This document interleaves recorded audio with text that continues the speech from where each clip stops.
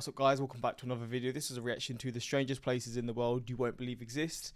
I may have seen some of these, I may have not, but we're going to check this out and just see, some of these places. Hopefully going to enjoy.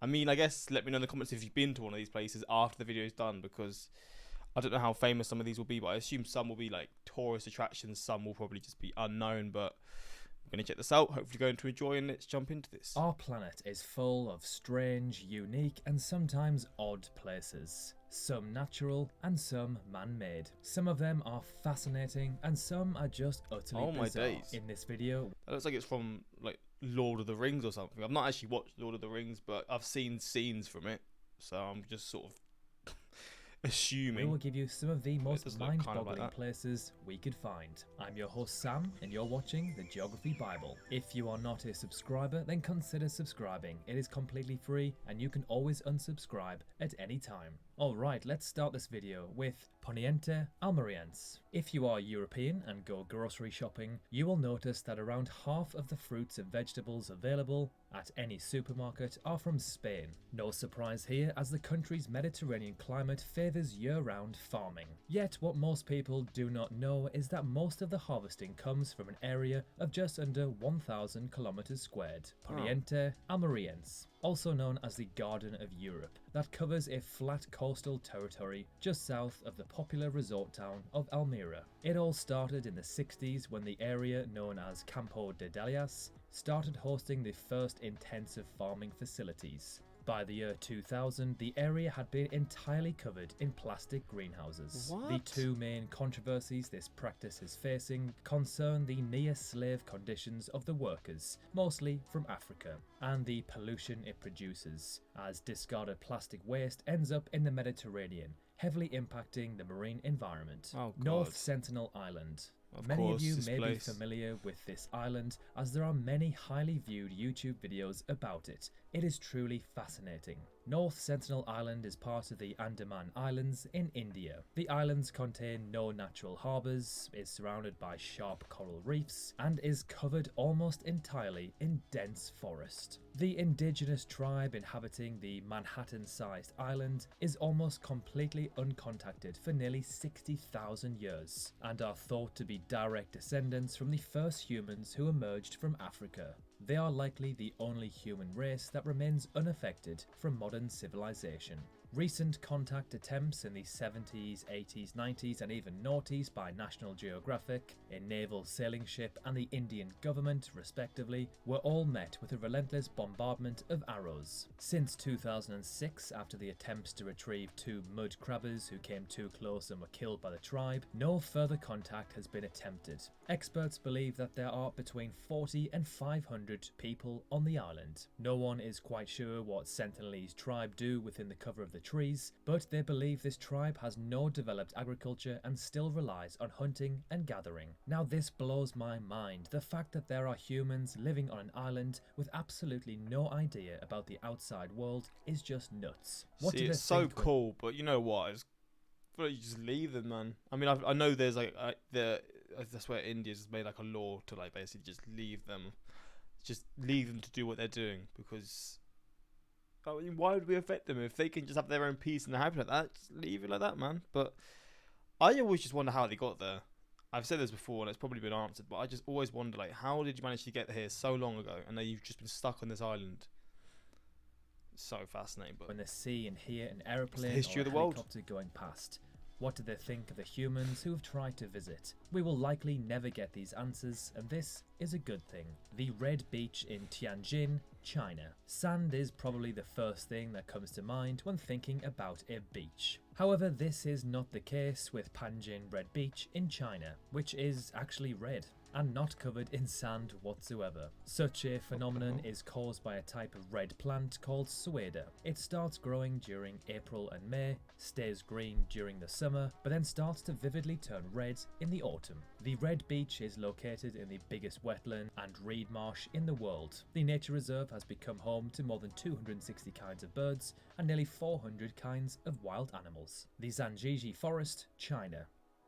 Does this forest this is from Avatar, isn't it? Look familiar to you? Perhaps you've seen the movie Avatar, which inspired its famous floating forest scenes from this forest. rising from the subtropical and temperate forests of northwest Hunan's Angjiji, has a concentration of quartzite sandstone formations found nowhere else in the world. Some 240 peaks and more than 3,000 pinnacles and spires dominate the scenery in this UNESCO protected park. If caught in the right light or when the early morning mountain mist rolls in, the effect is like nothing else you'll see on the planet. It is almost as if these pinnacles and spires are floating in thin air. Socotra Island. Incredible. Socotra is located in the Indian Ocean and is closer to Somalia than to mainland Yemen, having broken off from the Arabian Peninsula around 100 million years ago. The island has a total population of around 70,000 people, and they speak their own Socotri language. Around a third of the plant species in Socotra are endemic, meaning that they are not found anywhere else. Wow, this place, these trees, these plants. So what? So this is just an environment on its own. It's probably like, this is obviously a joke, but it's like there was a meteor that like fell into Earth hundreds of years ago, millions of years ago, and it's just stuck out. And over time, life's managed to form in a bit. It's life that we've not managed to form in any other parts of the planet. I know that's a joke, but looking at this does look like it doesn't look real. I mean, it's a very fascinating looking tree. The plants are they look dead, if you know what I mean. They look a bit dead, look a bit sad, but hey, they're unique, so who cares? In the world. Socotra is a remarkable destination for camping, exploring, hiking, and immersing oneself in a natural world trees. like you will find nowhere else on the planet. They're like mushrooms. It is an ecological paradise. One of the most famous trees is the Socotra dragon tree, a very unique tree which you will only find on this small island, Napi Tau. If you drive about 5 or 6 hours directly north of Myanmar's old capital, Yangon, you will find a very large city which appears to be abandoned. You have now arrived at the country's new capital, Napi Tau, and it isn't abandoned because it was never inhabited in the first place. It is roughly 4 times the size of London. It's no secret that the capital was meant to attract the people of Myanmar. The location of Yangon was reportedly too exposed, and the capital was moved to Naypyidaw in 2005. At the time, this city barely even existed. It is gigantic, has luxurious hotels, nice restaurants, shopping malls, and a 20-lane highway. Yet, there is nobody about, no cars on the roads, and nobody buying from the shops. What a waste As of mentioned money. earlier, it is roughly the size of London. However, London has a population of around 9 million, whereas Naypyidaw does not even have 1 million inhabitants. The Chocolate Hills of Bohol Island, the Philippines. Bohol's 1,700 odd conical hills dot the middle of the island. They range in height but are so regular in shape that they could be mistaken for being man-made structures. However, according to UNESCO, they are the uplift of coral deposits and a result of rainwater erosion. The hills earn their chocolate nickname. Look at that picture, man. This is like a screensaver for your computer. In the dry season, when the foliage goes from lush green to brown. The Pink Lake in Western Australia. Once the lake water reaches a salinity level greater than that of the sea, and the temperature is high enough and adequate light conditions are provided, the algae begins to accumulate the red pigment, beta-carotene, hence the pink colour. Fun fact, a couple of years ago I was very close to visiting this lake with my drone. However, like most people, I underestimated the size of Australia. When I looked how close it was on a map, I thought it wasn't too far away, but it turned out to be a 16-hour drive, and I just could not fit that into my trip. Rainbow Mountain, Peru. Vinicunca, also known as the Mountain of 7 Colours, or more simply, the Rainbow Mountain, was discovered only in 2015 when the What? That's wild how we've had all this time on this planet and this was only discovered 9 years ago. Or 8 to 9 years ago. Snow covering it melted, revealing the natural beauty of the rock beneath. Formed by weathering, environmental conditions, and sedimentary deposits over time, the mountain's unique mineralogy created a marbling effect, with layer hues of gold, lavender, red, and turquoise towering into the sky. It is now considered a holy site in Peru. The mountain has become a hotspot for international tourists, and is now the second most visited attraction in the Cusco region, thanks to local tour operators and of course the insane amount of Instagram posts. Kuba Pedi, the town that lives underground in the middle of the Australian outback. What began Oh, I think I've heard of this place as well. I think I have. This is another place that blows my mind from what I remember. Obviously, because it's so hot. I guess living in like under rocks and stuff, I assume, or caves, is a lot cooler. In 1916, as perhaps the largest opal mining operation in the world, has since expanded into a subterranean community that is very safely out of reach from the region's 120 degrees summers. Entire bedrooms, bookstores, churches and bars are installed in the carved underground walls of Cuba Pedy. And after over 100 years of living in these dugouts, the people who live there call it home and have no plans of moving out. That's the Tunnel so of cool, Love, man. Ukraine. See, that's probably the most unique place that I've seen people living. I mean, obviously the North Sentinel Island, but like somewhere like that in Australia, you just wouldn't expect it. But I love that sort of stuff, man. It's so cool where people just have these, like they choose to live in these places that are so different to what like anywhere else on the on the planet or whatever like that. Tunnel of Love is located between Clevan and the village of Oziv on the Corville-Rivner line, a distance of 7 kilometers. See, this is dangerous. I mean, I don't know if it's still being used. I'm going to assume it's not because it's overgrown this much, but you'd be walking down here, it'll be all peaceful, and then there's a train just coming your way.